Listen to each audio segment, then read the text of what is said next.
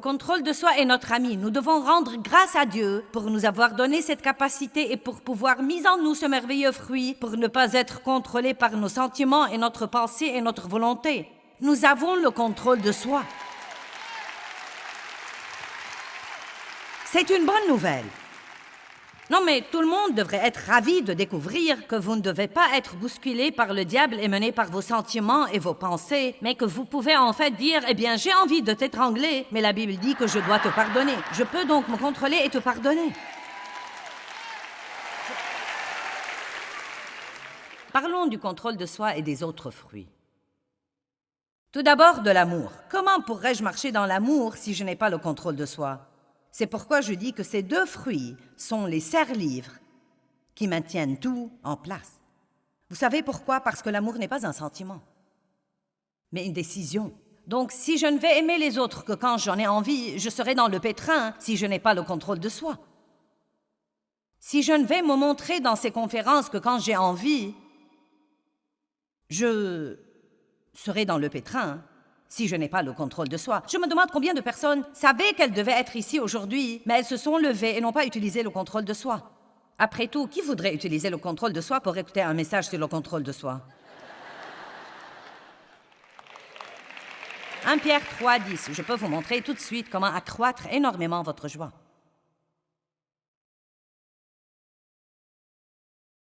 Que celui qui veut aimer la vie et voir des jours heureux, heureux que ce soit visible ou pas, garde sa langue du mal et ses lèvres des paroles trompeuses. Donc, vous pouvez sûrement accroître votre joie de façon expérientielle en utilisant le contrôle de soi avec votre langue. Si vous vous réveillez triste le matin, ne dites pas « je suis de mauvaise humeur », mais dites « la joie du Seigneur est ma force ». Je refuse d'être de mauvaise humeur toute la journée juste à cause d'un sentiment. Je ne vais pas laisser mes sentiments me contrôler. Vous dites, ça m'a l'air de beaucoup de travail. C'est vrai, mais vous n'avez rien de mieux à faire. Qu'allez-vous faire d'autre? Ne rien faire et être malheureux et ne faire aucun progrès? Et attendre qu'un ange flotte par là portant votre miracle? Vous pouvez vous rendre heureux en arrêtant de penser à vous-même. Amen? Vous pouvez. Eh bien, je peux m'asseoir. Eh bien, vous savez, je prêche depuis 36 ans, j'ai fait toutes ces réunions. Et les gens me jugent et me critiquent toujours, et j'en ai vraiment assez. J'en ai assez.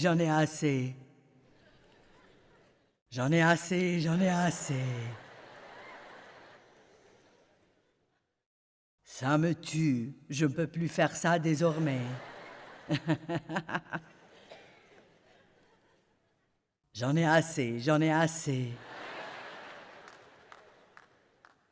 Ou bien je peux dire, bon, j'ai eu assez d'années de ça. Dieu, montre-moi quelque chose que je puisse faire pour quelqu'un d'autre aujourd'hui. Aide-moi, Seigneur, à arrêter de penser à moi.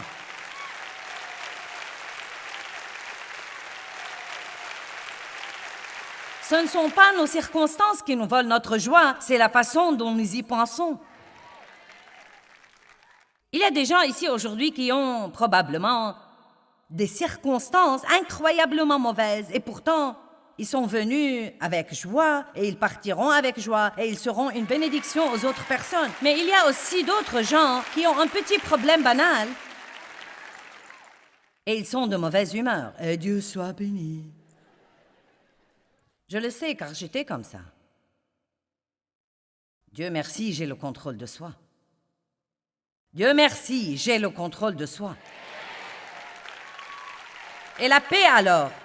Eh bien, je voudrais avoir plus de paix. Vous ne l'aurez pas par les souhaits. Psaume 94, 12 et 13. Vous voyez combien le contrôle de soi est précieux? Vous vous réjouissez à l'avance des jours à venir quand vous savez que vous ne devez pas laisser les circonstances et les sentiments vous contrôler. Vous avez le contrôle. Psaume 94, 12, 13. Bienheureux, heureux, chanceux et à envier l'homme que tu corriges, que tu instruis, ô Seigneur, que tu enseignes par ta loi, pour lui donner le pouvoir de garder son calme dans les jours d'adversité. Qui va vous garder votre calme? Vous allez vous-même le garder. Merci de votre enthousiasme. Pour lui donner le pouvoir de garder son calme dans les jours d'adversité jusqu'à ce que se creuse l'inévitable fosse de corruption pour les méchants. Donc pendant que nous attendons que Dieu s'occupe de nos ennemis, pendant que nous attendons qu'il remette le diable à sa place, que nous attendons notre rémunération, en plein milieu de tout cela, nous avons assez de contrôle de soi pour pouvoir garder notre calme.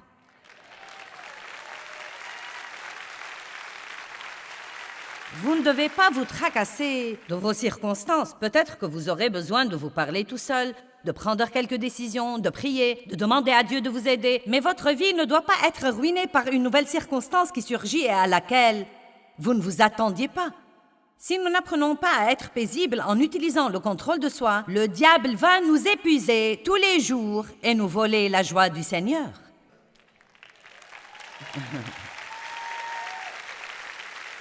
Et si vous n'avez pas d'équilibre dans un certain domaine et que vous avez été de mauvaise humeur et que vous avez laissé cette mauvaise humeur vous contrôler, ou que vous avez été en proie à des émotions démoralisantes et que vous les avez laissées vous contrôler, ce sera une lutte au début.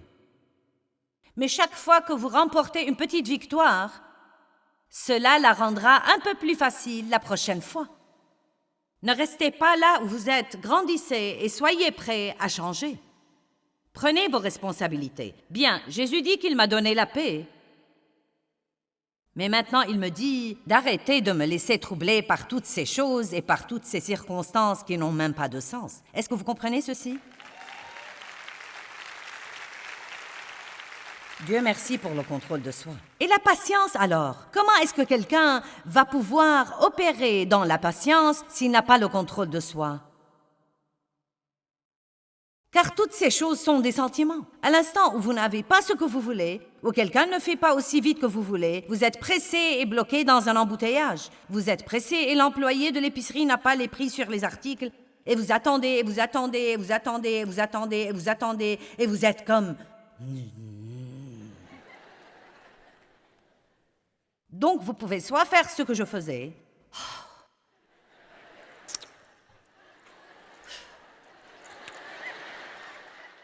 pour l'amour de Dieu. Eh bien, c'est ridicule. Je ne peux plus, c'est vraiment très ridicule. Soit dire, bien, c'est un test. Mon fruit est en train d'être pressé.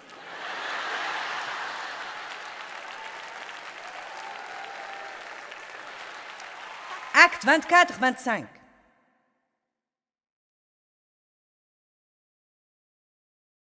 Ça va bien, n'est-ce pas? Vous tenez bon, là. Maintenant, Paul prêchait un homme nommé Félix. Il dit, « Mais comme il discutait sur la justice, la pureté de la vie, la maîtrise des passions et le jugement à venir, faites attention, j'aime ça. » Félix fut effrayé et terrifié et dit, « Pour le moment, retire-toi et quand j'en trouverai l'occasion, je te rappellerai. » Non mais, n'est-ce pas vraiment parfait? Vous regardez la télé et je vous enseigne quelque chose que vous ne voulez pas écouter. Oups!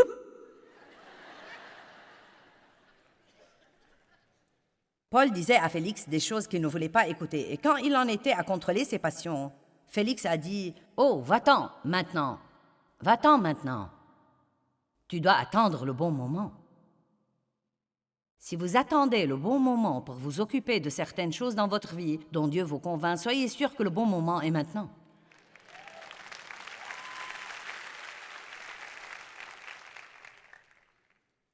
« 1 Corinthiens 9, verset 24.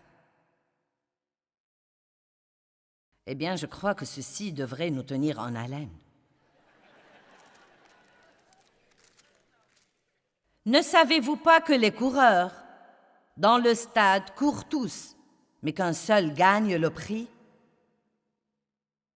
Courez donc votre course de manière à remporter le prix et à vous l'approprier. Comment allez-vous le faire? Il dit « Tous les athlètes qui s'entraînent se comportent avec modération ». Cela veut dire avec le contrôle de soi, et se retiennent en combien de choses? Combien? Encore une fois, combien? Toutes! Je dois contrôler ma pensée, contrôler ma bouche, contrôler mon attitude. Je dois travailler quand je n'ai pas envie, m'occuper de tous mes trucs. Je dois faire de l'exercice. Je dois me brosser les dents et utiliser du fil dentaire. Je n'ai vraiment pas envie de faire tout ça. Dieu merci, j'ai le contrôle de soi. Pas besoin d'en avoir envie, vous avez un ami. Le contrôle de soi. Tous les athlètes qui s'entraînent se comportent avec modération et se retiennent en toutes choses. Ils le font pour une couronne périssable, mais nous le faisons pour recevoir une couronne de bonheur éternel.